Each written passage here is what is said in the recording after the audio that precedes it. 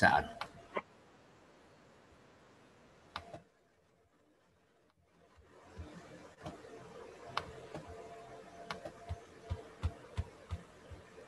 Kertas kerja pemeriksaan sebetulnya dari awal sudah kita melakukan pada saat melakukan identifikasi masalah. Ya, melakukan identifikasi masalah di SE 126. Kemudian ilmu yang kita pakai, analisis laporan keuangan. Ilmu yang kita pakai berikutnya juga akuntansi dari dasar sampai lanjutan dengan KUP, PPH, PPN, ya materai dan semuanya. Kita lihat ada enggak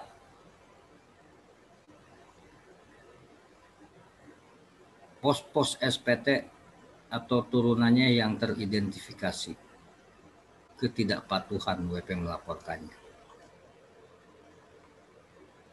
Nah, semua itu diawali dengan identifikasi masalah, dituangkan dalam KKP identifikasi masalah, kertas kerja pemeriksaan, diatur dengan SS 126.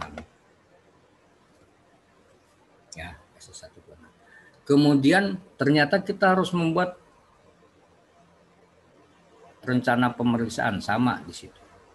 Dan program pemeriksaan apa saja urutan langkah-langkah dalam satu teknik berupa prosedur. Itu dituangkan juga dalam kertas kerja. Semua itu persiapan. Kenapa? Karena SP2 belum terbit. SP2 belum terbit. Jadi apa sih KKP itu? Waktu di awal-awal KKP itu kita menuliskan di dalam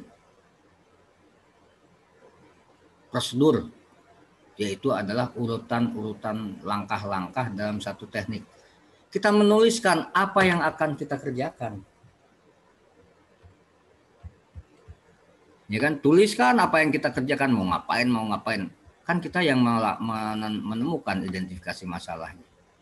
Tulis apa yang akan dilakukan.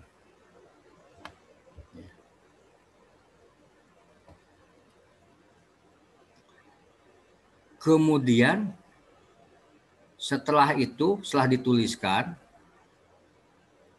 kerjakan yang ditulis itu, program dikerjakan saat ini. Pak, ada yang nggak bisa? Ya dalam realisasi program kan tidak dapat dilakukan karena apa? Seperti itu. Jadi KKP itu catatan secara terperinci, yang jelas dibuat oleh pemeriksa pajak mengenai prosedur langkah-langkah, urutan langkah-langkah yang dalam satu teknik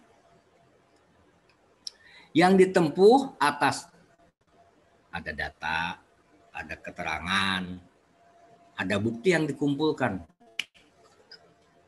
Kan diminta, kemudian minta keterangan dari pihak ketiga, berita acara,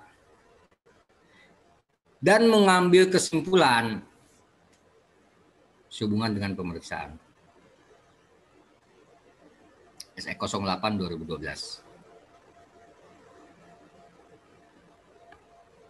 Tuh. Jadi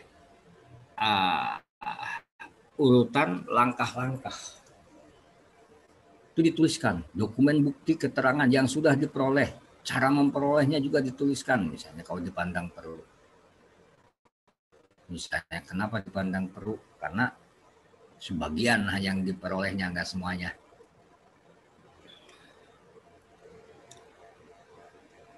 Untuk apa sih KKP? KKP itu ya dengan adanya KKP. Ya ini bukti bahwa pemeriksa sudah sesuai dengan standar pemeriksaan. Kita tuh melaksanakan standar. Mulai dari standar umum, pelaksanaan utamanya. Ya. Pelaksanaan pertama, pemeriksaan di dilaksanakan dengan persiapan yang baik. Udah KKP persiapan sesuai SE 126 membuat identifikasi masalah, audit plan, sesuai dengan SE 04 kita membuat rencana pemeriksaan atau program pemeriksaan. Nah, kemudian wajib pajak komplain dengan hasil kita atau menanyakan dan membahas. Dasarnya kertas kerja itu. Kalau nggak ada KKP kita bingung. Ya pokoknya koreksi segitu deh Pak, Bu. Dari mana? Iya gitu, saya udah ngitung. Percaya deh, saya nggak mungkin bohong. Kata Kevin gitu. Nah ini KKP ini begini Pak. Ya, dari penjualan ini kami menghitung dengan arus barang. Dari arus barang ini, unit produksi ini misalnya ada driver yang bisa diuji secara misalnya contohnya kalau komputer tuh CPU-nya processing unitnya ini persediaan awalnya misalnya dalam 1 tahun 100, pembelian 2000, sisanya misalnya 50. Berarti kan 2050 Pak yang harus terproduksi. Dengan KKP itu bisa seperti itu ya nggak? 2050, tapi masuk ke produksi, masuk ke persediaan barang jadi, kenapa di sini Bapak ngakunya 1.500 unit? Nah, ini loh, di 1.500 ini kan di buku besar, di catatan persediaan Bapak kita ambil ya, dari gudang dan dari wawancara juga begitu. Yang 1.500 unitnya kemana Pak? Nah, maka kami koreksi. Ini bahasa lisan ya, tapi bahasa tertulis tidak seperti yang saya uraikan. Nah, dasarnya KKP kan enak ya, kita ngomong tuh ya, kita ngomong menjelaskan sebegini Pak, gini ini loh dasar.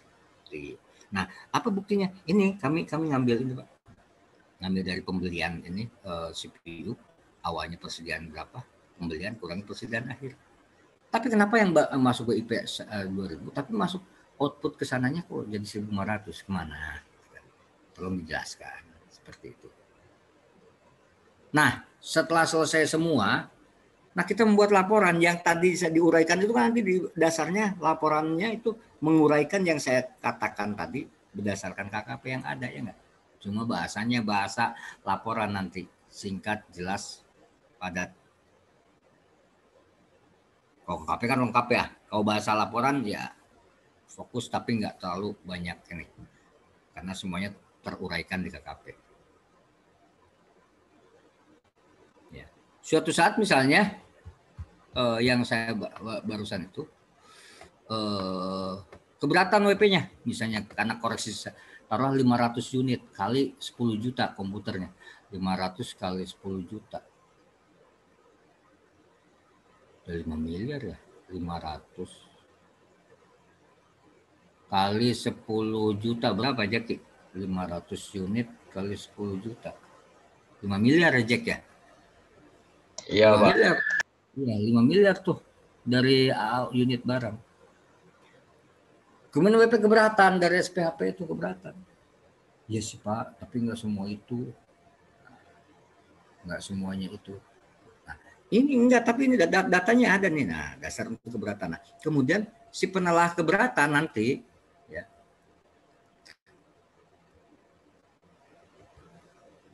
si penelah keberatan ini, kalau bisa tanpa menghadirkan pemeriksa, cukup baca KKP. Oh, ini datanya seperti ini. Yang ada pemeriksa berpikiran seperti pemeriksa sudah berusaha meminta penjelasan, meminta dokumen dan bukti, datanya valid. WP tetap memberikan seperti itu. Nah, jadi si penelah keberatan juga bisa menyimpulkan, bisa bahwa baik itu semuanya setuju dengan pemeriksa atau misalnya ada dia komplain dari wajib pajak yang bisa diakui saat keberatan. Misalnya contohnya apa sih Pak? Kok bisa saat keberatan bisa diakui? Misalnya sertifikat of domicile baru diperoleh saat keberatan atau surat keterangan domisili supaya misalnya PPh 26 itu apabila ada P3B dan ada SKD kena 10% atas bunga misalnya 10 miliar. Harusnya kan 20% sandarnya. Nah pas keberatan misalnya baru diberikan tuh surat keterangan domisili. Hasil pemeriksaan masih dikenakan 20 miliar. Pas keberatan misalnya, oh iya. Nah itu jadi bisa dipakai untuk penyelesaian keberatan. Keberatan bukan berarti harus ini. Tapi dengan adanya KKP kita bisa menjelaskan kepada stakeholder atau pengguna KKP. Kemudian bisa jadi referensi pemeriksaan berikutnya. Oke. Ya, misalnya Lintang meriksa tahun 2019. Di situ penyusutan diperiksa sama Lintang. Ya. Kemudian periksa mana-mana ininya apa jumlah-jumlah aktifanya, asetnya, dan sebagainya. Kemudian penyusunan itu kan kontinu ya, jadi kertas kerjanya pasti baik yang komersial maupun fiskal. Itu berlanjut terus, nilai buku fiskal akan dipakai. Kemudian berikutnya misalnya Angelika memeriksa 2020. Memeriksa tahun 2020. Nah KKP penyusunannya Lintang itu kan akan dipakai ya enggak? Nilai buku fiskal berapa dan ini berapa. Nah itu jadi referensi untuk pemeriksaan berikutnya. Oh iya. Atau misalnya ini ada koreksi penjualan. Kenapa? Karena ada penjualan barang bekas atau yang setengah pakai agak rusak dijual tapi tidak dilaporkan. Nah ini tuh relatif misalnya karakteristik barangnya memang selalu ada yang kurang baik ya, cacat sedikit dan dijual tapi tidak dilaporkan. Nah pemeriksaan berikutnya juga ini kan habit banget, jadi kebiasaan banget produk barang dagangannya memang ada yang selalu ada yang memang cacat produk atau pembungkus atau apa, dia dijual murah atau misalnya dua per tiga harga atau setengah harga tapi tidak dilaporkan. Maka pemeriksaan berikutnya juga bisa merefer, oh tahun lalu seperti ini, siapa tahu sekarang juga bisa terjadi seperti ini ya. Jadi referensi untuk pemeriksaan berikutnya. Oke, dalam pembuatan kertas kerja pemeriksaan ada beberapa yang harus diikuti. Di sini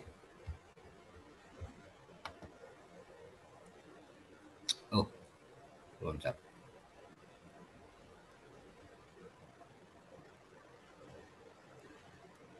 Kenapa loncat?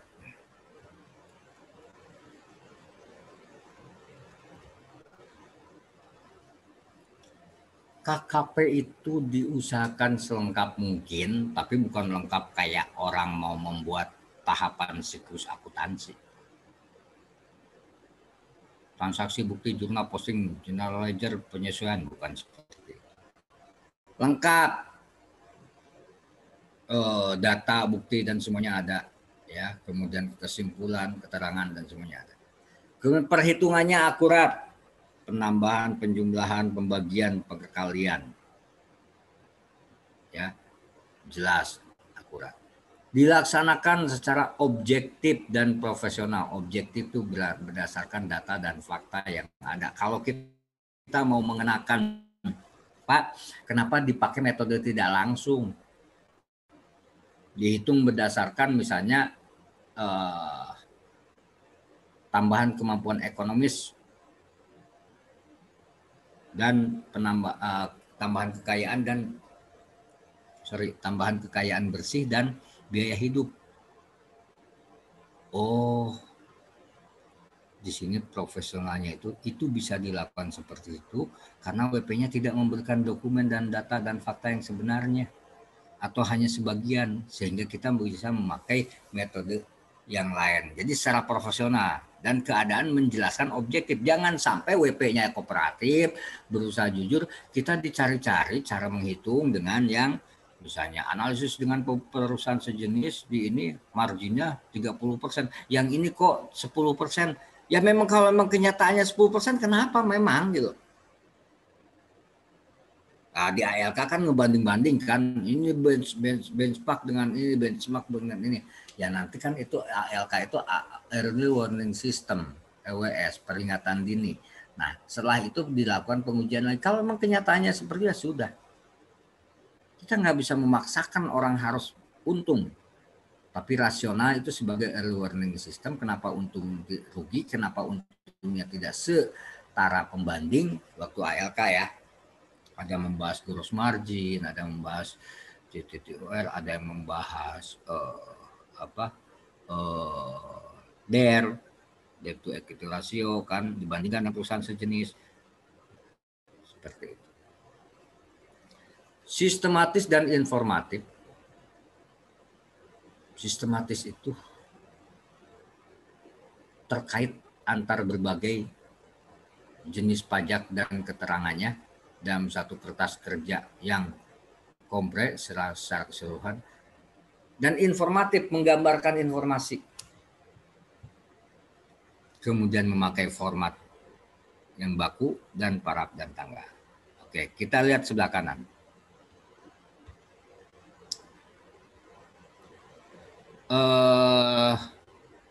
Ini judul KKP. Sumber datanya dijelaskan.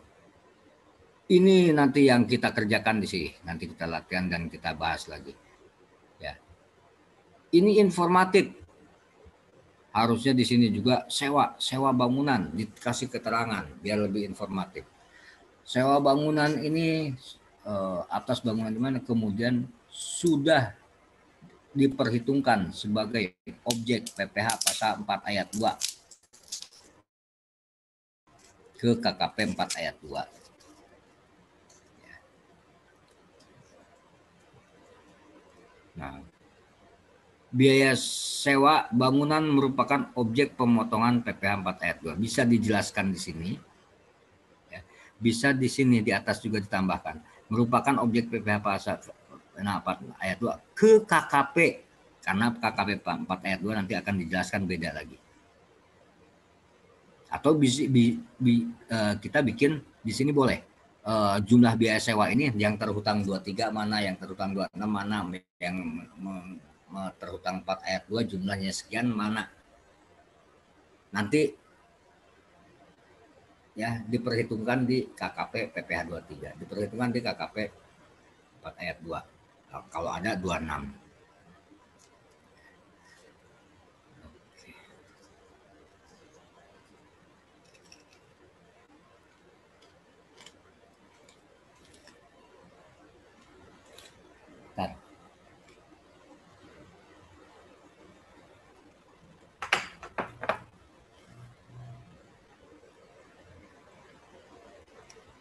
Kalau kita KKP, lihat formatnya. Formatnya ada 2. KKP khusus dan KKP umum. KKP khusus itu di dalam statement SE08, KKP yang tidak diatur dengan surat ini, aturan ini, yaitu KKP persiapan yang pakai SE126 dan SE04. SE126 itu untuk identifikasi masalah dan rencana pemeriksaan ya. Di situ kita melihat analisis SPT, data keuangan, SPT 21, 23, 4 ayat 2, PPN, PPH 26.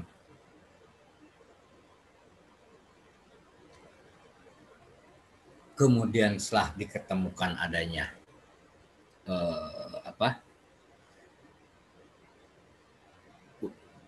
potensi ada ketidakpatuhan, teridentifikasi ketidakpatuhan, maka itulah pos-pos yang akan direncanakan untuk diperiksa. Nah,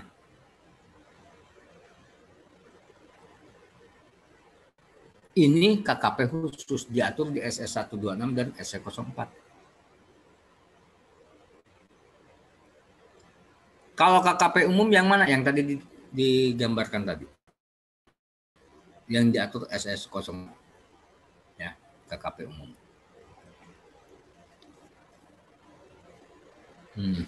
Nah,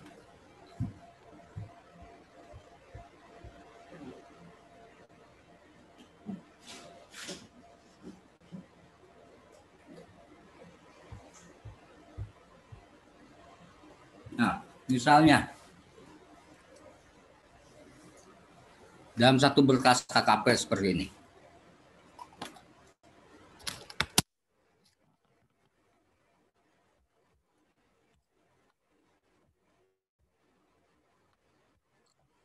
Dalam satu berkas KKP, biasanya ordernya segede ini ya.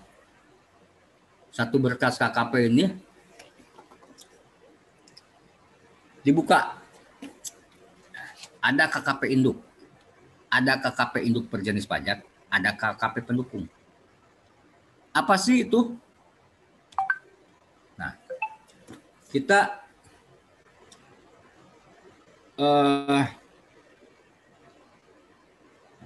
mencontohkan pemeriksaan semua jenis pajak. Maka KKP induk itu adalah isinya resume dari PPh Badan, PPh 21, PPh 23. Ya, ini KKP induk. Resumenya. Kalau PPh Badan aja Pak, gimana KKP induk? Kita meriksa PPh Badan aja atau PPh 21? Ya KKP induknya PPh Badan doang. Cuma formatnya seperti ini. Pak, yang lainnya gimana? Delete aja. Ya, delete aja. Nah, kemudian itu apa tuh Pak? Ada B, C, D, E, BCE. BCL kali ya. BCE Bunga Citra Erlinda.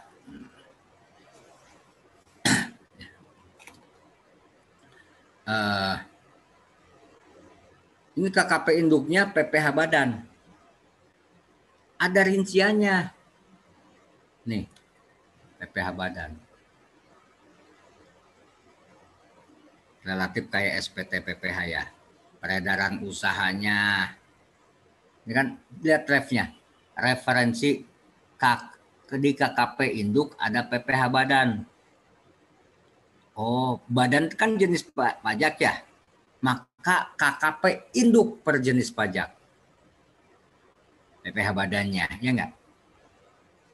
Lihat referensinya. B, induk per jenis pajak, di kanan bawah referensi indeksnya adalah B, KKPB.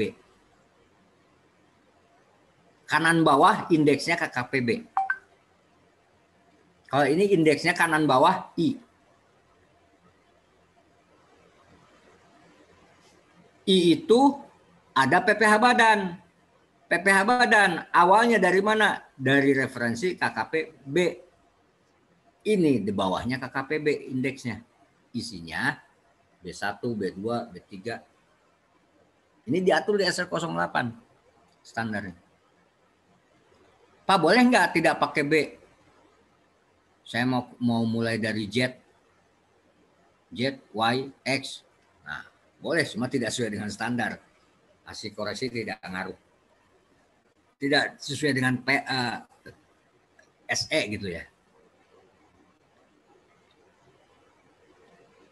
Nah, KKP induk per jenis pajak, kita lihat PPh 21. PPh 21 C ya. Ini KKP induk. PPh 21-nya berarti di sini KKP. Ini C. KKP per jenis pajak PPh 21 C.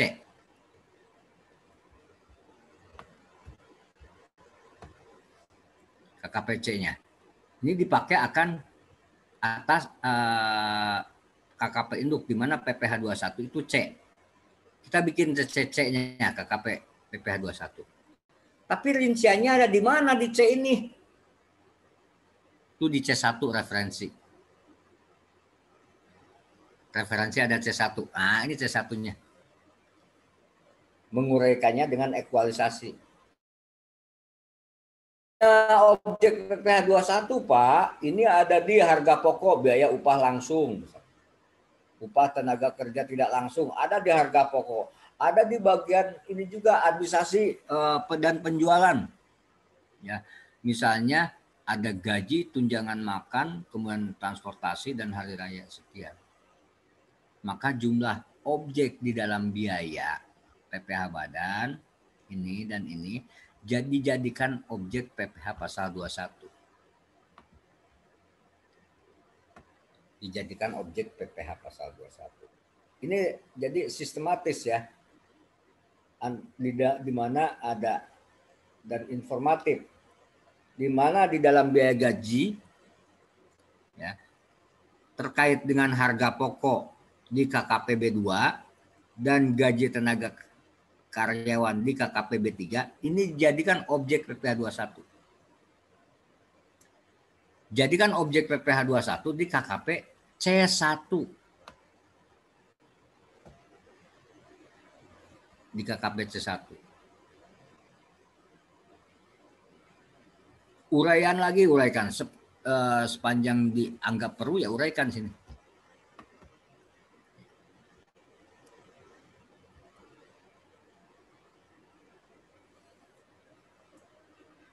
Oke. Kalau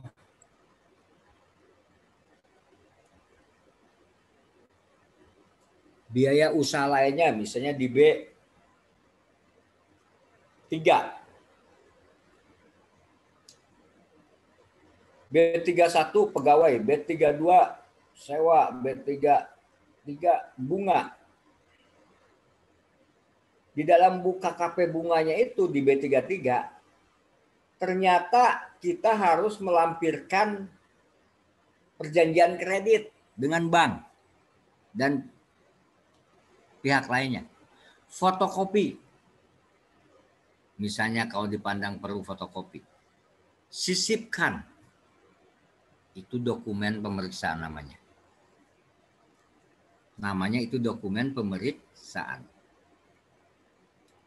Atau ada penjualan, rekapan penjualan dari invoice yang tidak dilaporkan atau kontrak kerja yang tidak dilaporkan dan itu jadi koreksi, fotokopi, lampirkan dalam KKP-nya. Itu maksudnya dokumen pemeriksaan. Masuknya dokumen pemeriksaan.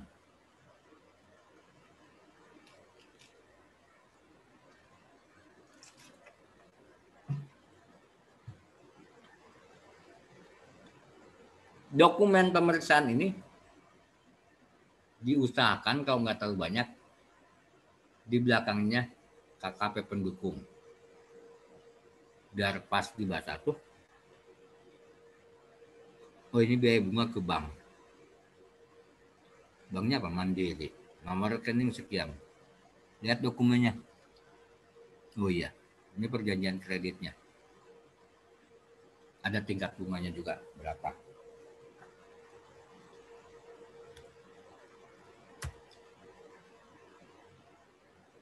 Nah, KKP pendukung itu membuat rincian yang lebih rinci lagi dari suatu KKP. KKP induk berjenis pajak, KKP pendukung.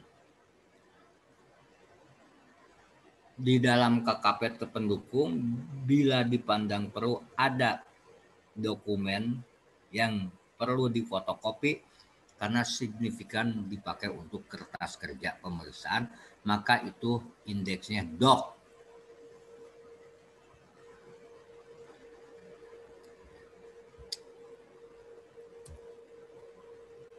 Formatnya gini, format KKP. Satu berkas itu ada atas, tengah, bawah. Maksudnya dibakukan, ini kan ada 3 yang dibakukannya, atas, bawah, sama tengah, bawah. Formatnya dibakukan tuh, bentuknya harus seperti ini. Atas, nama Kemenq, DJP, kantor. NPWP, nama WP, masa tahun pajak. Itu dibakukan, isi aja sesuai dengan yang sebenarnya. Kemudian nomor 2 itu judul KKP-nya apaan. Nomor 6 ini benar-benar kita menuliskan apa yang kita lakukan dan mengambil kesimpulan. Kemudian ditambah dengan bagian tengah bawah yaitu penjelasan termasuk dasar koreksinya.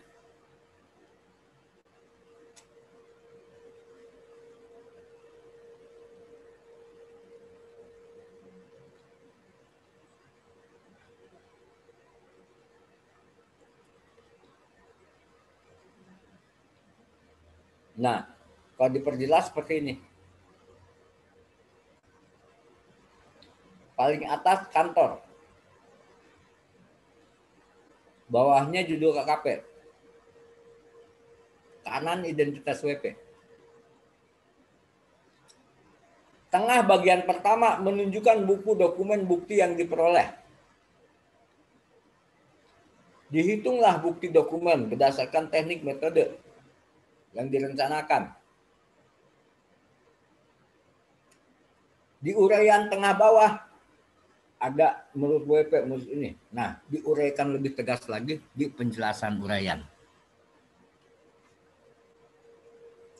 Di tengah pertama itu benar-benar silakan improvisasi.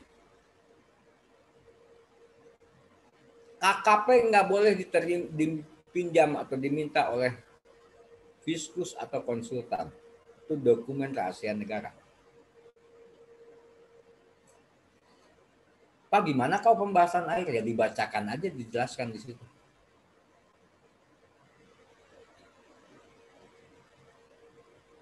Kemudian disusun oleh,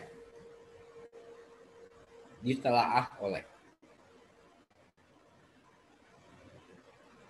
Penanggalan untuk era dunia digital sekarang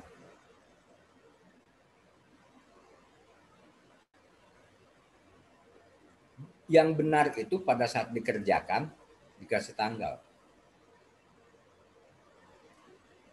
Tapi kan ini paperless di awal-awal. Nah, kalau zaman bahula saya merasa KKPT udah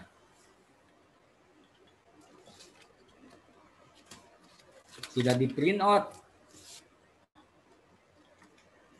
berapa rim HPS itu udah format KKP, indeksnya manual, angkanya juga dilingkan manual, ini ditulis tangan ke sana. Kalau sekarang kan udah pakai komputer, rumus aja. Dari KKP induk per jenis pajak ke KKP induk pakai rumus sama dengan. Tapi kalau belum komputerisasi, termaksa kita harus bunyi menjelaskan dan melakukan. Dicek lagi, cek lagi. Biasanya di sini, di keterangan tengah atas ini. Tengah bawahnya hanya menjelaskan uraian dan dasar hukumnya. Di simpulan uraian ini, koreksi berapa, dasar hukumnya apa. Tapi di atas itu mesinnya, tengah bagian atas. Cara berpikir, dokumen, dan semuanya itu ada di tengah bagian atas.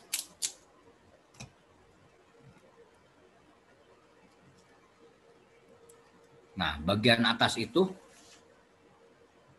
tengah atas ya. Kalau bagian atas sama sekali ini, paling atasnya adalah UP2 terkait, judul KKP, nama yang diperiksa, NPWP juga.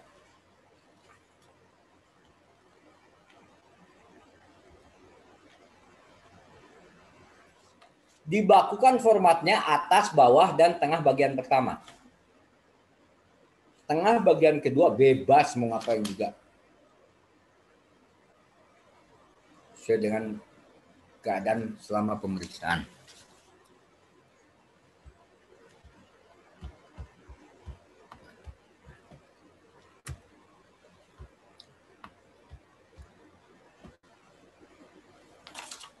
Di tengah bagian kedua itu dibakukan atas, bawah, KKP dibakukan. Tapi isinya silahkan.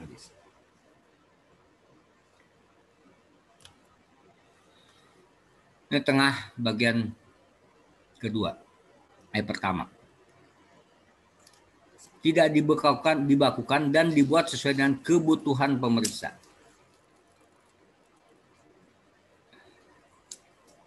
Nah, di A-nya, apabila pemeriksaan ulang, maka menurut SPT-nya gimana ya? Kan udah dilakukan pemeriksaan, maka menurut SPT-nya itu sama dengan menurut pemeriksa sebelumnya. Untuk pemeriksaan ulang, terus.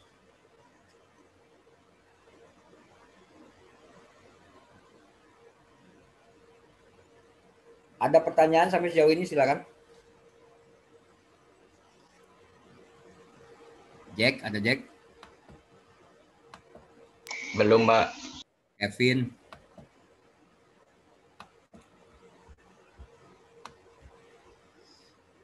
Alifa. Belum, gampang kok masih. Kalau teorinya gampang KKP. Nah, bikinnya ntar yang seru.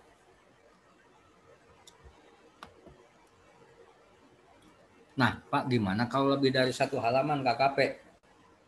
Ada berapa halaman emang? Ada 6. Oh, yang halaman pertama, halaman 1 dari 6 halaman. Halaman kedua, halaman 2 dari 6 halaman.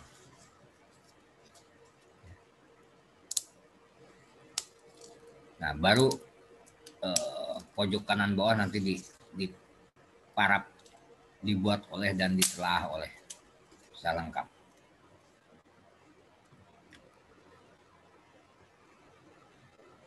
Apa sih isinya bagian bawah? Nama pemeriksa, tanggal, ya, kemudian paraf.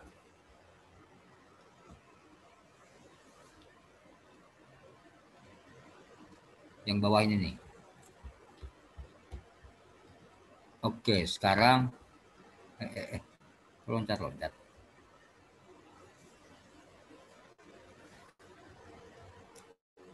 Ini siapa nih?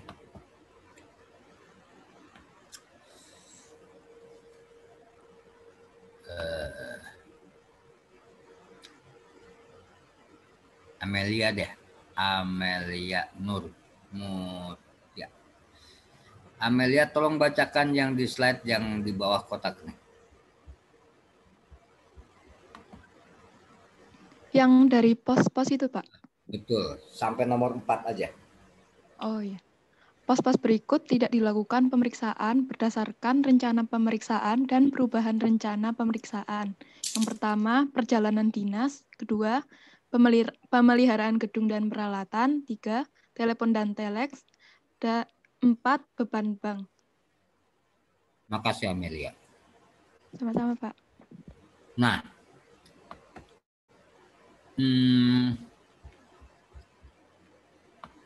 itu tidak dilakukan pemeriksaan. Bentar.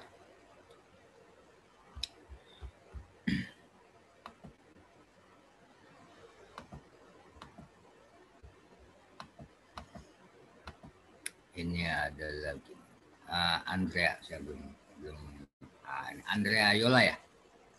Andrea Yola, kenapa yang 1 sampai 4 yang menurut Amelia itu tidak direncanakan untuk diperiksa?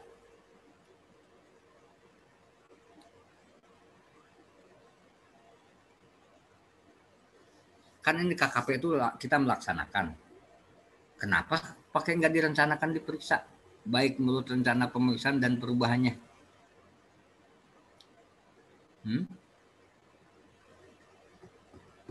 Bisa dibantu Fikar. Kenapa kekecilannya Fikar ya?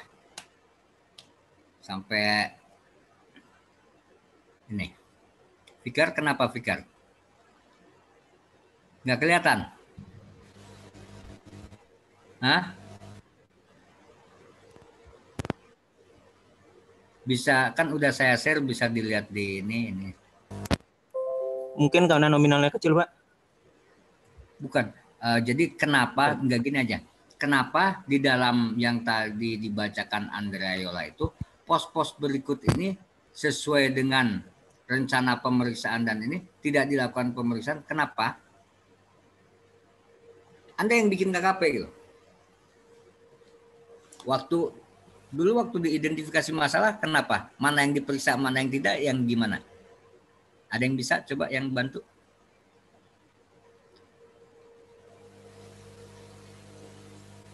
Boleh Jati, boleh Kevin. Kenapa tidak direncanakan diperiksa? Karena nggak ada dokumen referensi. Kenapa, Andrea? Karena nggak ada dokumen referensi. Kurang keras, sorry.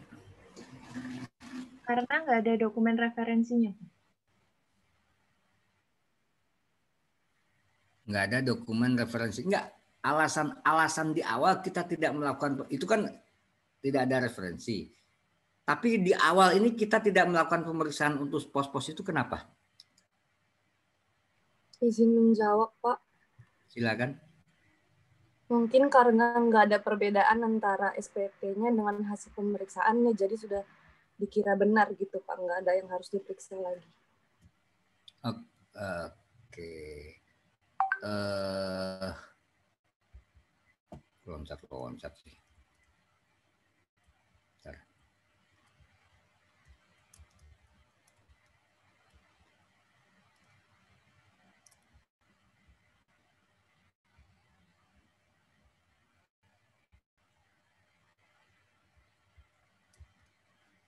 Nih ya.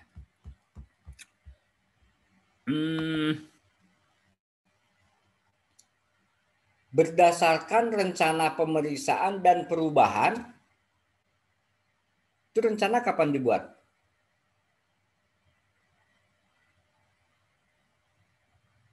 Rencana pemeriksaan kapan dibuat? Dalam satu siklus pemeriksaan. Di awal persiapan. Persiapan. Di persiapan ya Lintang ya?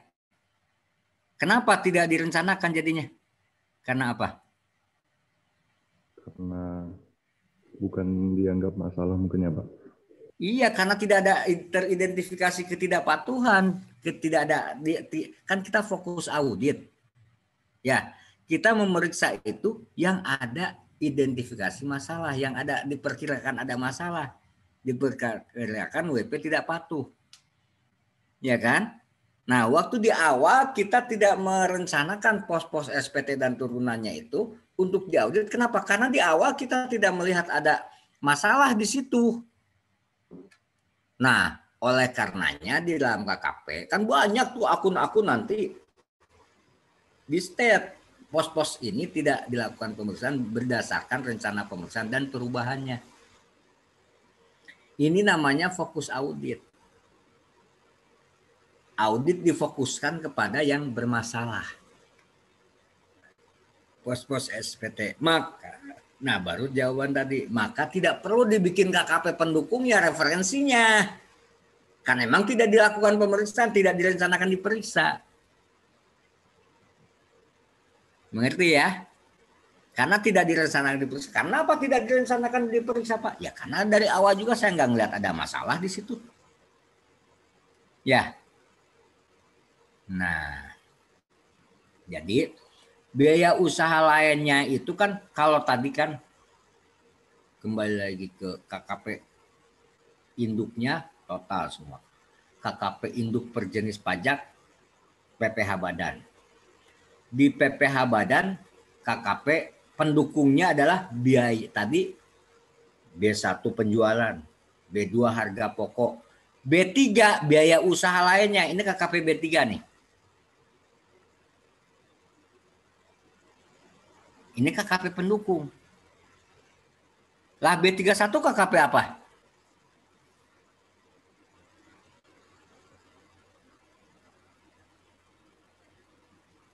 Kan B3-nya itu KKP pendukung dari kan KKP induk semua jenis pajak. KKP induk per jenis pajak PPh Badan, KKPB. KKP pendukung KKPB itu tadi kan ada B1, 2, 3 ya, nih.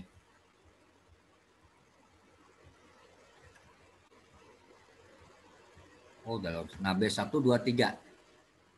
Nah, KKP B31 sub pendukungnya. Seperti itu.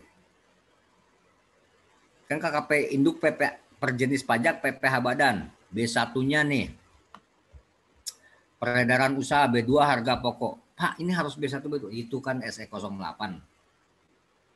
Boleh nggak tidak sama ini pengindekannya? Boleh aja, cuma tidak sesuai dengan SE aja, tidak mempengaruhi ke koreksi, tetap aja sah. Cuma nggak sesuai dengan udah dibikinin SE biar sama, nggak dikerjain gitu kan. Itu. Ini induk PPh Badan. Ini PPh 21, induk per jenis pajak PPh 21. C1-nya KKP pendukung. Tadi di PPh di biaya usaha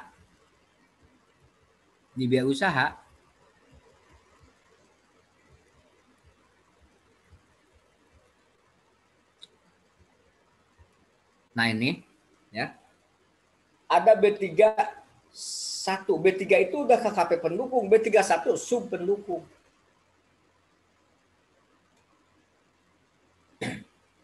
Biaya gaji kita rinci lagi. Biaya gaji cabang Bandung, biaya gaji cabang Jakarta, biaya gaji cabang Surabaya. B31 satu. Sub pendukung digabung lagi. Nanti kan perlu, kenapa Pak dipisah-pisahkan Bandung, Jakarta, Surabaya, nanti biar objek PPh 21-nya ada support hitungan dari masing-masing membuat sub-sub. Wajibkah membuat sub-sub seperti itu? Ya, nyamannya dan efisien dan bagusnya gimana? Supaya stakeholder atau pihak yang berkepentingan terhadap KKP ini jadi lebih mengerti tanpa kehadiran pembuat KKP. Makanya harus lengkap, sistematis. Oke. Misalnya Anda semua jadi kepala kantor. Bayangkan jadi kepala kantor. Saya jadi petugas pemeriksanya. Saya tulis dalam kertas kerja. Penjualan menurut pemeriksa 50 miliar, menurut SPT 30 miliar, koreksi 20 miliar. Udah aja begitu. Anda sebagai kepala kantor apa yang ditanyakan ke saya? Bisa nggak tahu itu dari mana? Terus apa nanyanya? Manggil berarti ya? Pertanyaan pertama apa?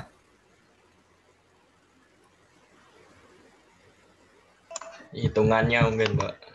Hitungannya, iya. Terus belum lagi jenis usaha, belum apa dasarnya apa, ya enggak? Makanya KKP itu bagaimana si pembaca itu harus bisa tahu. Termasuk di bawah kan ada dasar-dasar koreksinya ya tadi. Keterangan dan dasar koreksinya, pasal-pasalnya. Oke. Seperti itu. Jadi seperti ini ya. Indeks. Nah, indeks tadi sudah sekalian sambil berjalan saya sudah relatif dijelaskan. Pemeriksa pajak harus menggunakan kode indeks yang dibuat dalam lampiran SE08. Harus ya, tapi kalau tidak ini nggak ada penalti. Cuma karena ini harus ya udah kerjain aja. Nah, kode pengindekan coba dilihat yang poin B-nya. Contoh di huruf A ini KKP pendukung dari KKP B1 diberi kode. Kalau KKP induk berjenis pajak PPh badan. Ya, kemudian KKP pendukung itu adalah B1. B1 beranak lagi, B11, B12. Penjualan ekspor misalnya B11, penjualan lokal B12. Di dalam penjualan lokal ada diskon dan ada retur. Ya, B121 diskon, B122 diskon. Kayak senama aja, 1, 2, 3, 3 gitu kan. Itu misalnya rabat sama diskon hampir sama.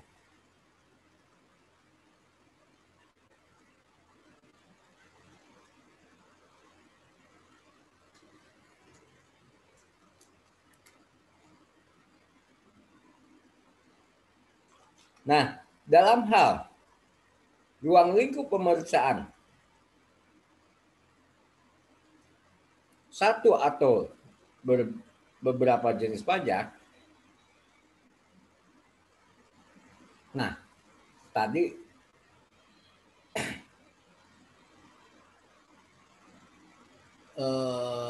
indeksnya tetap mengikuti. Jadi walaupun hanya beberapa jenis pajak, bukan berarti ABCD-nya itu harus digeser. Enggak, indeksnya sama aja.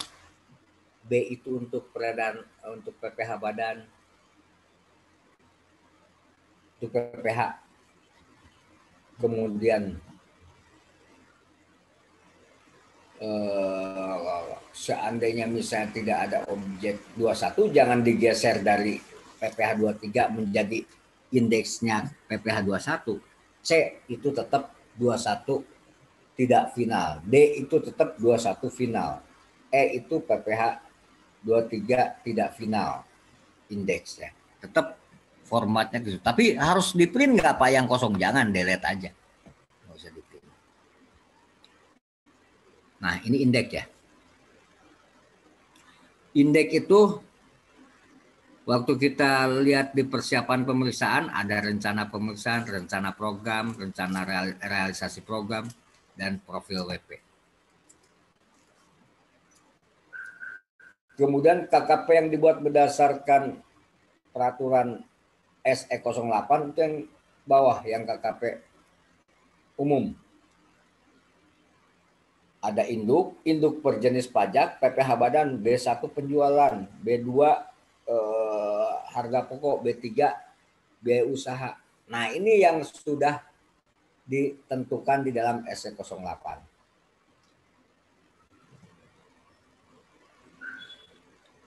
Dan selanjutnya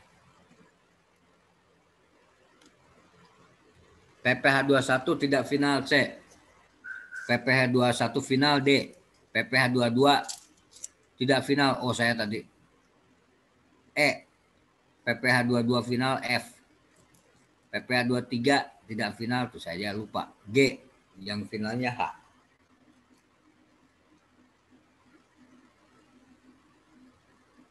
Pak 26 nggak ada, apakah PPh final 4 ayat 2 harus geser jadi I? Enggak, tetap aja. Tetap aja Kak, walaupun yang IJ-nya hilang. Biar standar maksudnya.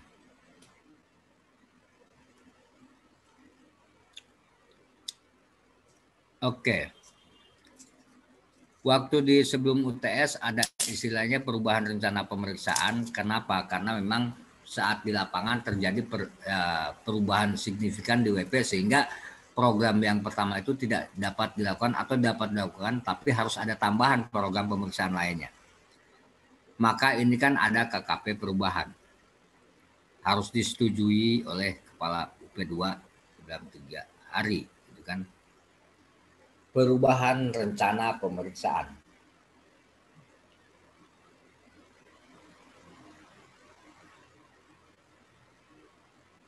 Sekarang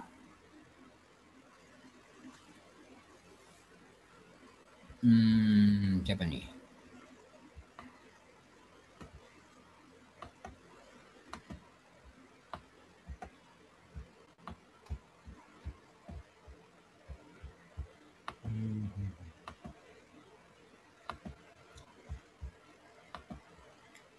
Jadi sedikit sebentar.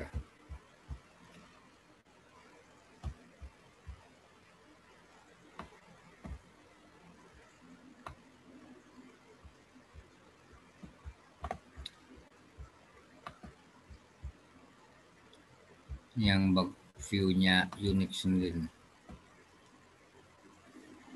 Torik ini kameranya dari atas ya. Unik. Nah, begini. Torik jadi pemeriksa pajak. Peredaran usaha saya yang dilaporkan di dalam SPT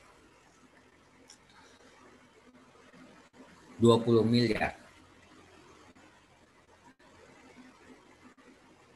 Sama Torik dilakukan pemeriksaan.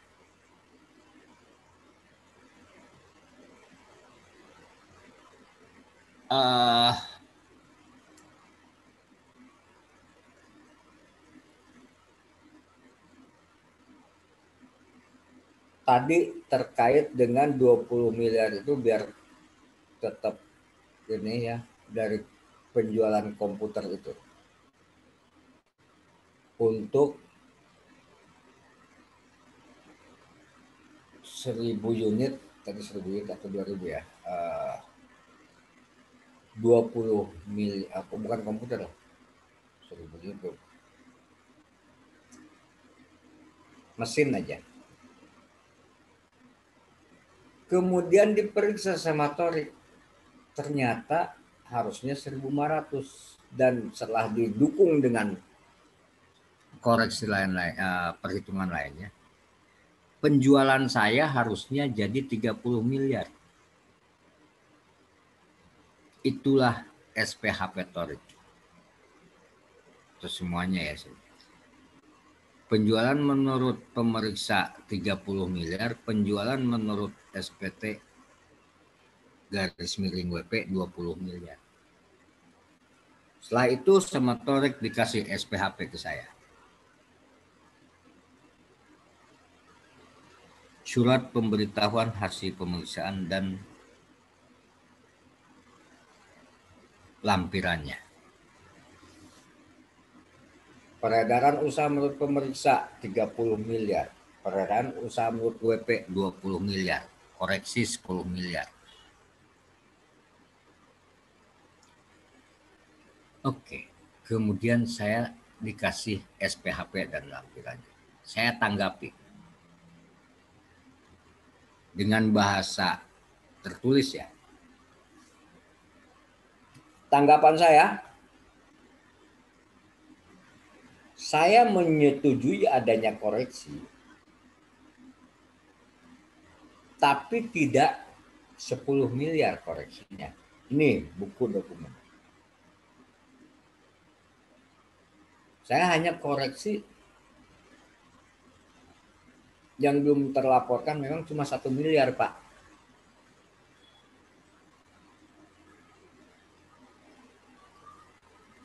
Nah, bisa saja Torik itu percaya dengan saya karena bisa didukung dengan bukti dokumen dan memang realnya seperti itu. Maka kalau seperti itu koreksi dari 10 miliar dibatalkan jadi 1 miliar, itu KKP perubahan pertama. Selesai.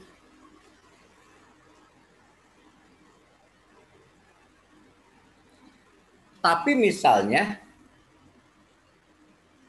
ya benar betul. Saya setuju. Tapi bukan jadi koreksi 1 miliar, jadi 5 miliar.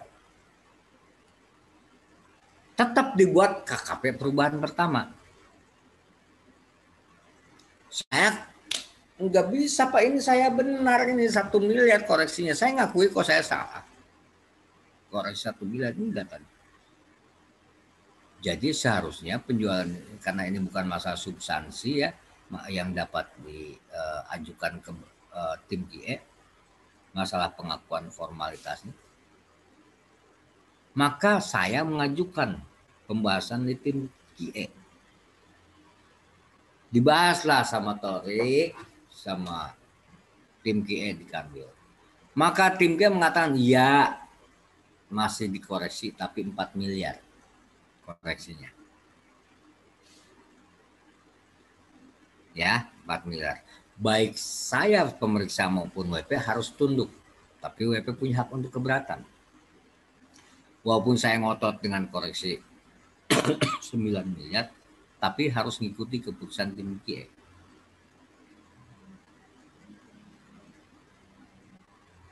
Ya, jadi koreksi WP menyetujuinya 1 miliar, awal Torik mengkoreksi saya 10 miliar. WP setuju 1 miliar, itu perubahan pertama. Perubahan kedua, hasil tim GE ya dikoreksi tapi 5 miliar. Torik harus ngikuti keputusan tim GE. Dan itulah KKP perubahan kedua. Karena sudah di perubahan pertama sudah muncul. Nah, WP keberatan dan banding. WP ke tim GE. Tim GE membuat keputusan yang berbeda. Sehingga harus dibuat keputusan berbeda itu harus dibuat hitung-hitungan pajaknya. Nah, hitung-hitungan dalam kertas kerja itulah KKP perubahan kedua. Bisa dimengerti, adakah pertanyaan?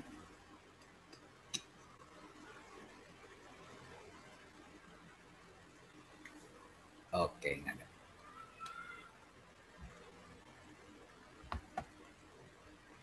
Ada KKP perubahan pertama, ada KKP perubahan kedua. Makasih ya, Torik. Jadi contoh.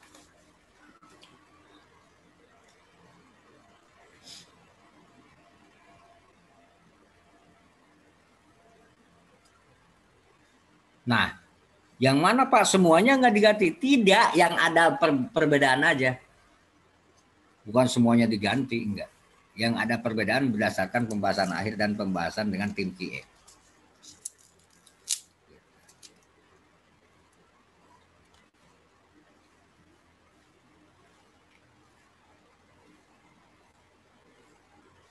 Contoh.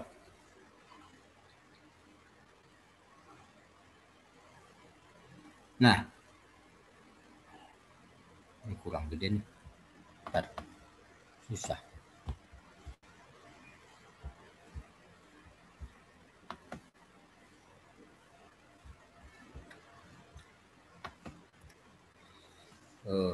Standar biar kelihatan. Pasti di situ lebih kecil juga. Di kolom di kotak bawah kiri. Pada saat pembahasan akhir nih ganti pemeriksaan WP-nya.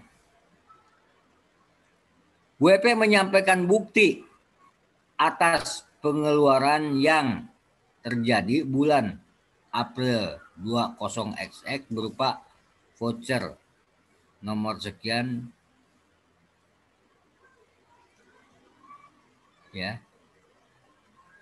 Dengan adanya mutasi kas keluar sehingga koreksi sejumlah 540 dibatalkan.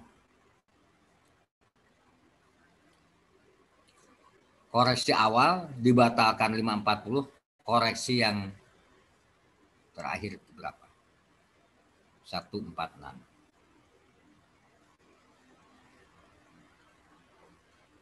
Haruskah kalimatnya seperti ini? Enggak. Yang dibakukan kotaknya. Kalimat tergantung nyamannya pemeriksa. Yang penting siapapun pembacanya jadi mengerti yang dituliskan. Kecuali dasar hukum, sama ya.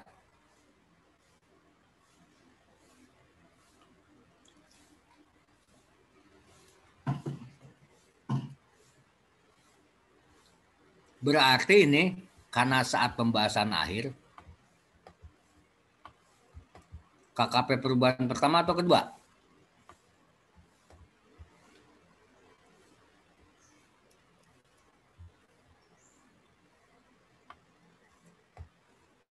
Pertama ya.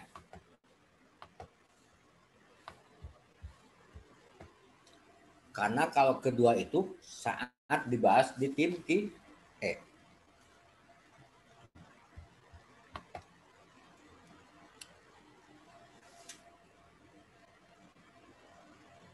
Kalau seandainya ada KKP yang penjualan misalnya tidak dilaporkan, ada rekapan invoice. Kemudian invoice-nya itu kita copy dan dilampirkan sebagai bukti. Nah, ini bukti disebut dengan dokumen pemeriksaan. Indeksnya kasih dok.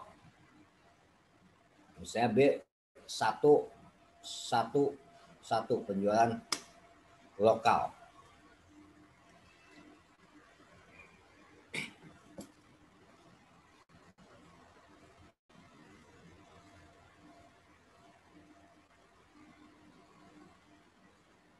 Nah,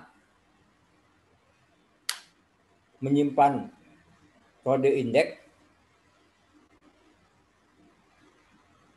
ya dilakukan biasanya standarnya kanan bawah, tapi bisa dipandang perlu, tidak harus di kanan bawah.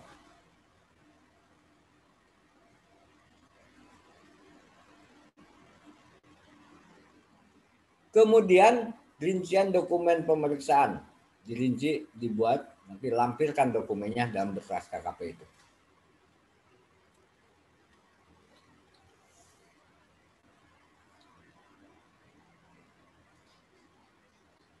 Referensi itu menjadi rujukan.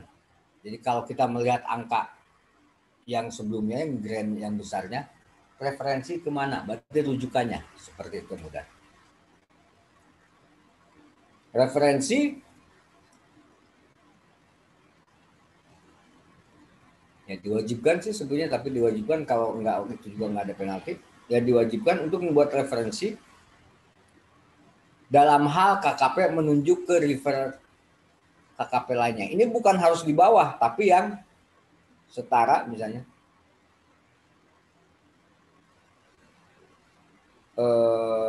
Referensi itu bukan harus ke ini ya, kemana, ke bawahnya KKP, tapi yang setara misalnya objek 23. Kita mengambil referensi dari KKP sewa,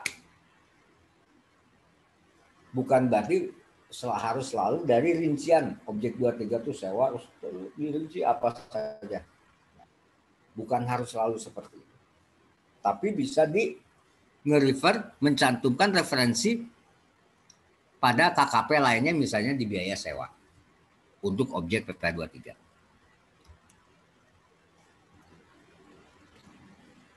Nah, setelah KKP selesai, di lampiran 4 dibuat review sheet.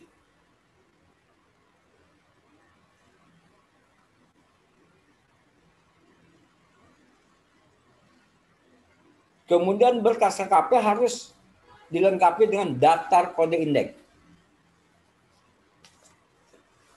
Ini berkas KKP. Di sini kode indeksnya ditempelkan. Indeks ini apa, indeks ini apa, indeks apa. Kemudian review sheet ada 2. Review sheet oleh kepala UP2, review sheet oleh supervisor. Sebelum ke kepala UP2, supervisor dulu yang review.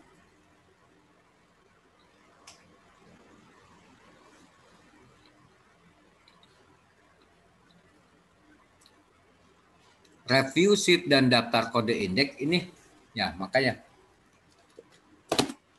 daftar kode indeks biasanya ditempelkan di sini, ya di depan sini. Daftar kode indeks, nggak kelihatan ya? Enggak. Nah, di sini, depan sini, daftar kode indeks. Nah, kemudian review sheet-nya di halaman pertama di depan.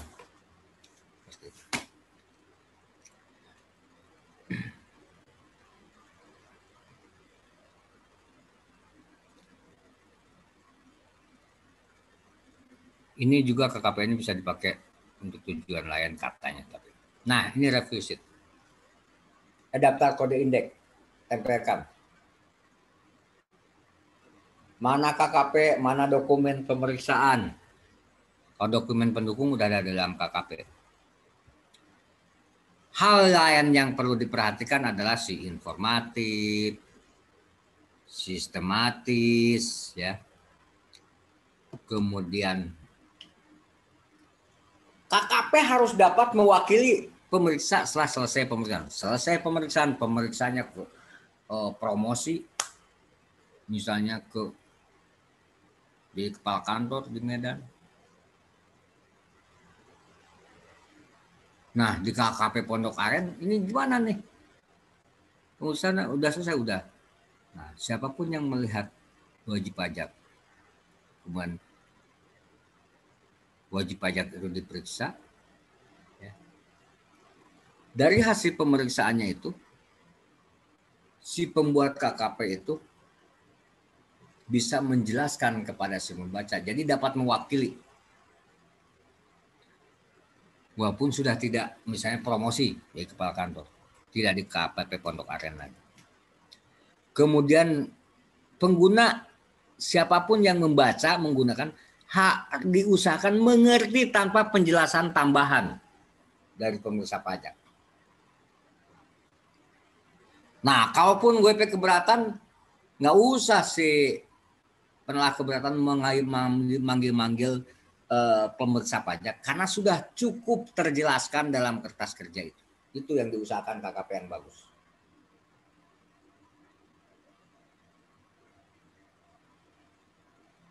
Dan pemeriksa pajak itu bukan berdasarkan gede-gedean koreksi loh.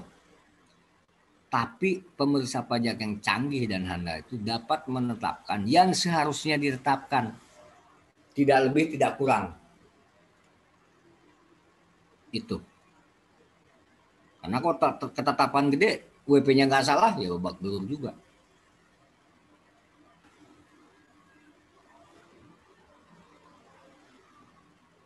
Nah, informatif dan sistematis. Memuat setidak-tidaknya nilai, jenis transaksi, sumber GL, metode teknik yang dilakukan. Koreksinya ada penjelasan juga. Jangan misalnya, pokoknya koreksi 100 juta aja Pak. Dari mana ini ngitungnya? Ya 100 juta koreksi.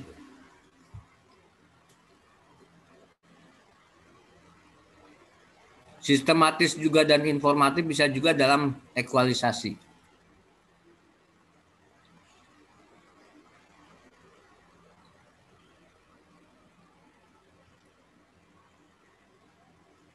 ALK pertemuan pertama yang sudah ekualisasi PPN dengan peredaran usaha badan. Sudah dapat ALK yang materi ke-8? Belum, Pak. Oh, belum. Nanti ekualisasi materinya. Ya. Jadi KKP juga bukan hanya rekapan jumlah, tapi harus bunyi. Pengujiannya juga apa? Hasil diuji, walaupun bentuknya rekapan, pengujiannya misalnya penerusan angka-angka dan sebagainya. Kenapa tidak pakai yang lain? Ya, paling rasional yang itu.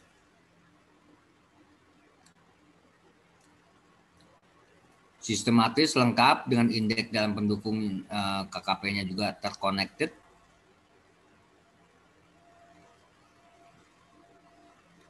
Kalau KKP yang soft copy tanpa print out, nah ini jangan lupa menyebutkan nama sumber-sumbernya. Ini dari mana? Nanti lupa. Kadang-kadang langsung angka-angka. Pas udah lupa, ini dari mana ya?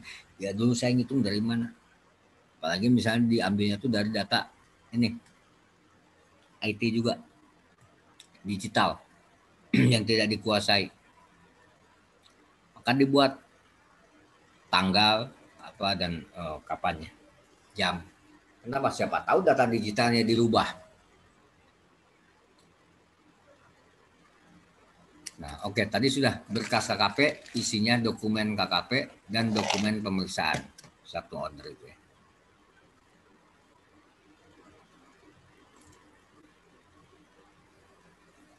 Nah, setelah semua disusun oleh ketua tim dan anggota tim, pertama tadi setelah supervisor dulu. Mulai dari ya semuanya, forma maupun substansinya. Koreksi, paraf, angka-angka dan sebagainya.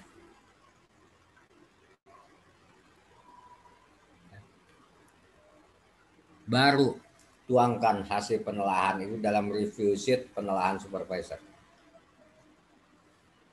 Mana yang ditelah? Halaman sekian, KKP nomor sekian. Uraiannya apa? Ini. Terus kasih ke ketua tim. Kerjakan apa yang diminta oleh supervisor.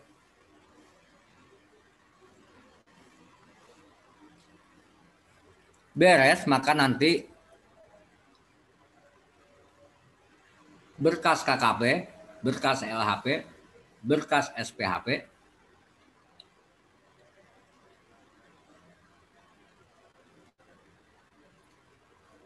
ya, diserahkan kepada kepala UP2 dengan diberikan review sheet juga oleh kepala UP2.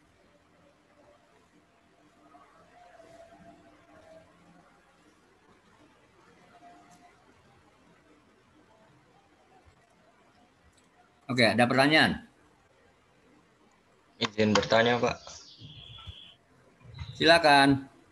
Ya, untuk terkait dengan KKP yang perubahan kedua, Pak. Kan tadi kan misalnya perubahan dari tim QE ya, Pak ya. Nah, Ya, itu yang ya. Ya, Itu yang di bagian tengah yang komparasi itu, Pak. Nah, itu apakah tetap ditulisnya itu komparasinya menurut SPT dan menurut pemeriksa atau diganti menjadi menurut pemeriksa dan menurut tim QA gitu, Pak? Terima kasih, Pak. Bagus. Karena produk hukum belum ada, hasil ketetapannya belum ada, sehingga Fiskus atau DJP belum men-step menurut hasil pemeriksaan. Ya, menurut tim QA berarti hasil terakhir. Menurut WP berarti masih ke SPT. Jadi nanti kelihatan koreksinya sesuai dengan contoh yang tadi. Jadi bukan berarti kayak sudah ada produk hukum yang ada SKP KBT ya. Maka menurut SPT-nya itu ya kalau masih belum diperiksa, sudah diperiksa kemudian di pemeriksaan ulang, novum atau data baru, data yang semula belum terungkap, ada koreksi, maka koreksinya itu menurut pemeriksa berapa, ya, dibandingkan bukan dengan SPT, dibandingkan dengan ketetapan terakhir berdasarkan pemeriksaan pertama. Jadi simpulannya gimana? Untuk SPHP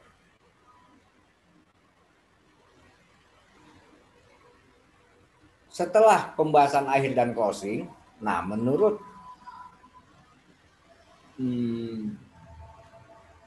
pemeriksa adalah setelah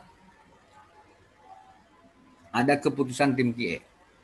Nah, menurut WP-nya, karena sudah ada SPHP, tetap memakai SPT. Jadi hasil tim QA dengan bandingan dengan SPT. Seperti itu. Nah, kalau SKP KBT, menurut WP-nya sesuai dengan ketetapan sebelumnya. Oke, gitu jadi. Baik, Pak. Terima kasih, Pak. Ya. Ada yang lainnya? Oke, kalau tidak ada, kita kerjakan soal memakai kelompok yang sudah ada, eksis, kan ada 5 orang, 6 orang ya. Dikumpulkannya minggu depan. Saya kasih penjelasan soalnya.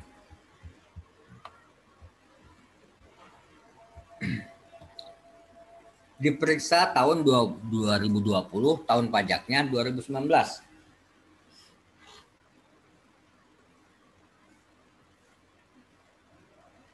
Ini orang pribadi punya usaha. Industri pembuatan bawang, berarti bukan pakai NPPN. Di dalam SPT menurut soal, penghasilan netonya 2,5 miliar. Neto loh, bukan bruto, bukan perendahan usaha. Kemudian dihitung. Ternyata pas pemeriksaan, buku nggak ada, alasannya banjir atau kehilangan. Ya kredit pajak ada, kemudian PPh 29 juga ada.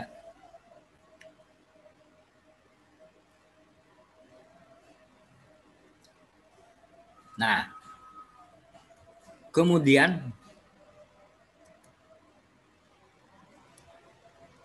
setelah dilakukan pemeriksaan ternyata memang tidak memberikan dokumen.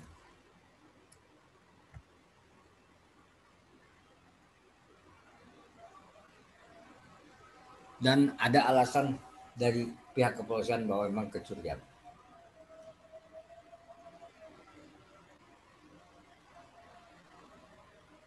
Nah, sekarang hitung menurut pemeriksa, menurut Anda sebagai pemeriksa, berapa pajak kurang bayarnya SKP-nya?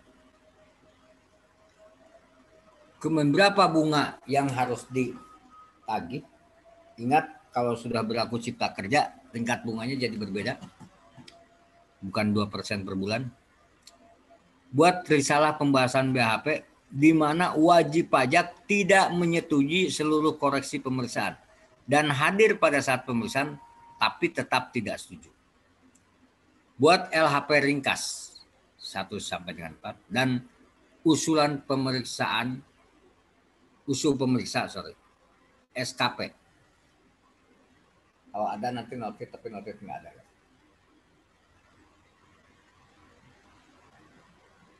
Jadi Y sama dengan C plus I.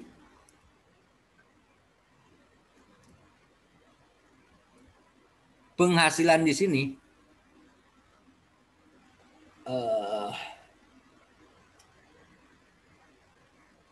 saya kasih konsepnya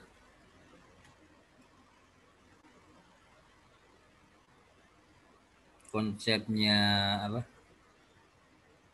Penghitungan penghasilan tambahan kekayaan bersih berdasarkan biaya hidup dan penambahan kekayaan bersih.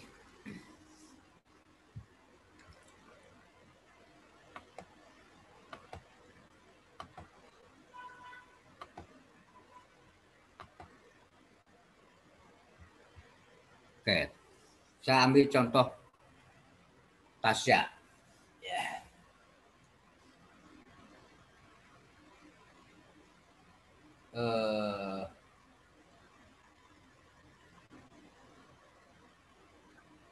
Tasya beli jualan komputer dalam tahun 2019. Komputer yang dibeli 10 unit.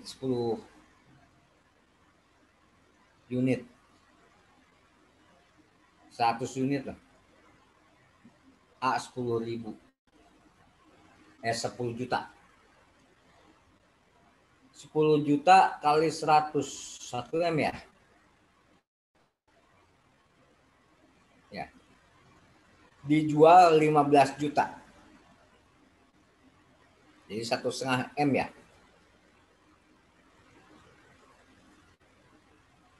1,5 M.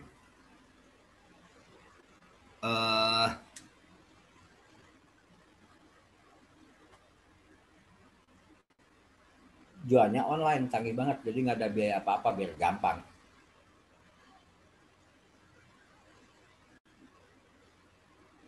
Biaya hidup Tasya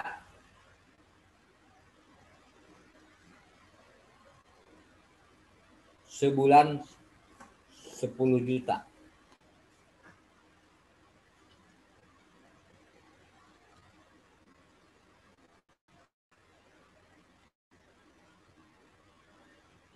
Nah, kalau awal Tasya punya uang 1 miliar, maka akhir tahun jadi berapa miliar kalau semuanya udah terjadi transaksi itu? 1 miliar uang dibeliin 10 mesin, ya. 100 mesin 10 jutaan. 1 miliar dijual 15 jutaan. Jadi uang Tasya jadi berapa? Terakhir setelah ditagih semua. Berapa, Tas? 380 bukan, Pak? Berapa? 380.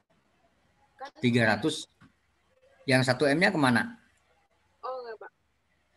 Kan biaya hidupnya 10 juta per bulan. Terus Ya, 1 M-nya kan punya duit di awal. Iya. Jadi terakhir uangnya jadi berapa? 1,5 setelah laku semuanya, Pak. 1,5 M. Dikurangi biaya hidup 120 juta. Jadi berapa total uang terakhir? 1,38. Oke. Itu tambahan kekayaan bersih jadi berapa tambahan kekayaan bersihnya?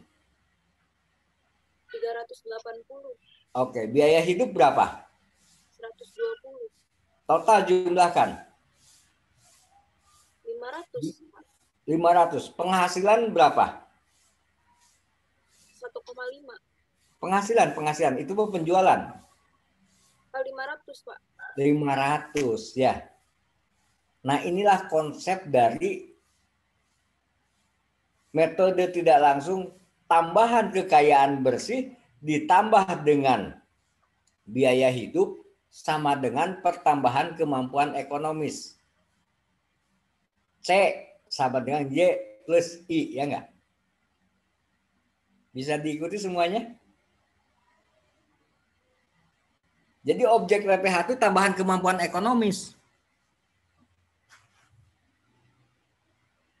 500-nya ya enggak? Tapi PPN mananya ya? Objek PPN yang mananya? 500, 1 miliar atau 1,5? 1,5. 1,5, betul.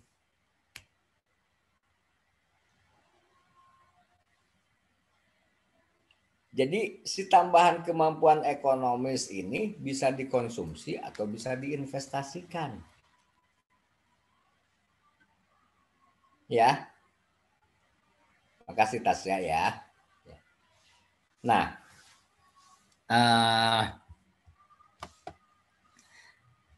kita gini. Ini makanya analisis ALK-nya udah jalan mulai walaupun soalnya sederhana. Ini orang pribadi dagang, nggak mungkin pakai NPPN. Kenapa nggak mungkin? Ya aturannya. Ya, pakai PP 23 nggak?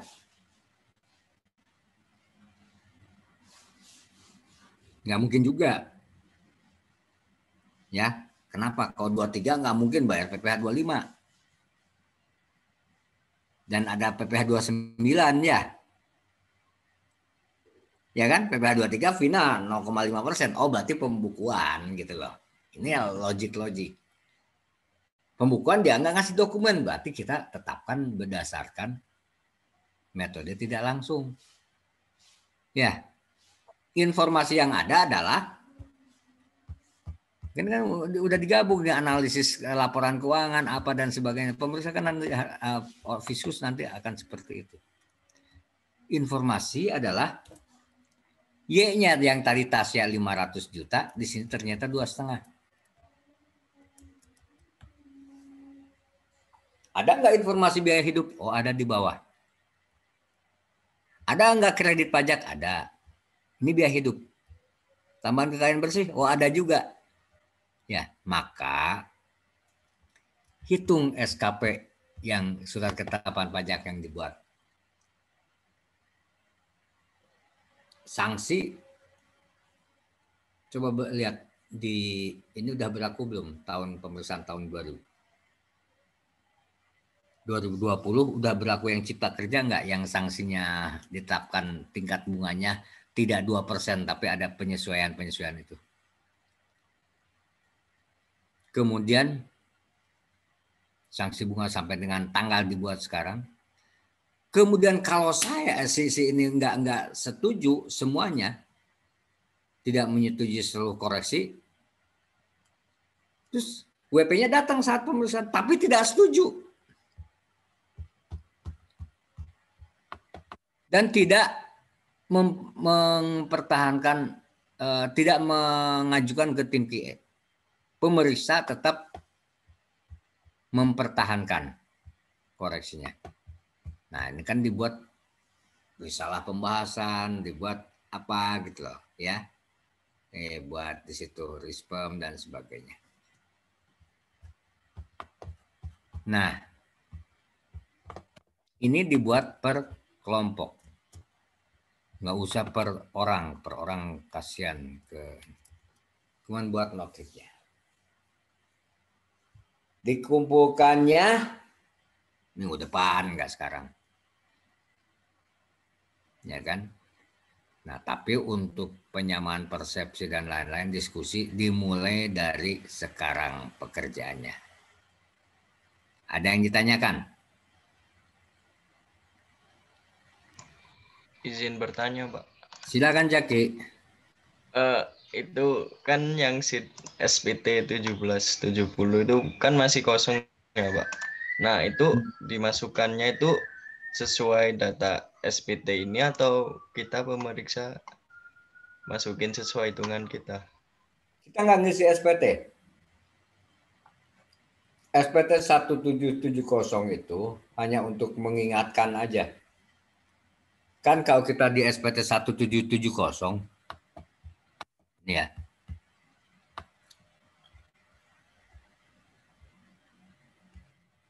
Nah, ini penghasilan neto dari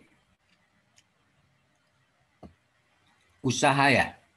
Pekerjaan angkanya, angka ini. Mana tadi? 2,5 miliar ya? Nah, pokoknya menurut SPT sekian, kita tidak mengisi SPT karena pemeriksaan. Cuma memang di sini, oh iya SPT itu angka ini, 2,5 miliar itu munculnya di sini.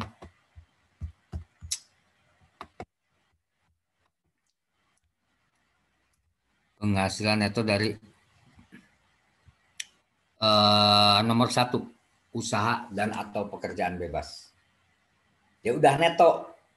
Berarti bukan peredaran usaha, biar berlogika aja gitu. Oke ya. Makasih Jack. Jadi yang lain juga jadi. Baik, Pak. Ada lagi pertanyaan?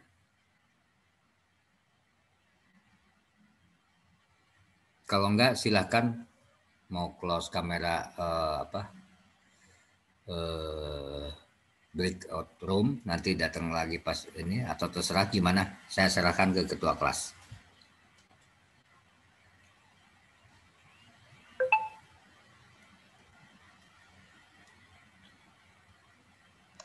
Sebentar, Pak. Izin berdiskusi ya, Pak. Ya, silakan. Ya, teman-teman gimana nih? Mau langsung breakout room sekarang atau bagaimana? Atau dibahas sendiri-sendiri berkelompok di grup WA masing-masing atau gimana?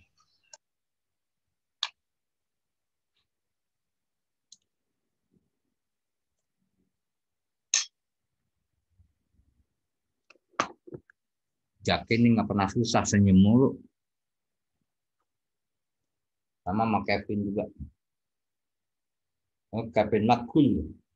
Kalau Jack mah smiling mahasiswa.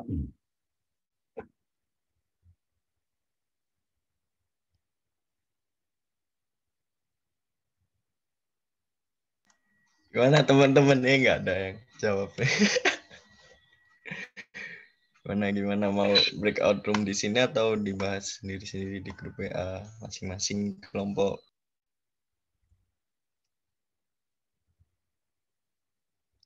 Bebas aja, kalau anak sama saya percaya pasti kalau kerja kelompok gitu kan. Nggak usah ini.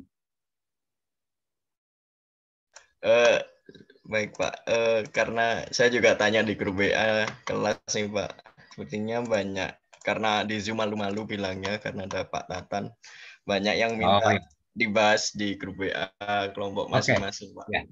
Ya silakan ya. Oke. Selamat siang. Assalamualaikum warahmatullahi wabarakatuh. Waalaikumsalam. Waalaikumsalam warahmatullahi wabarakatuh. Terima kasih Pak. Terima kasih Pak.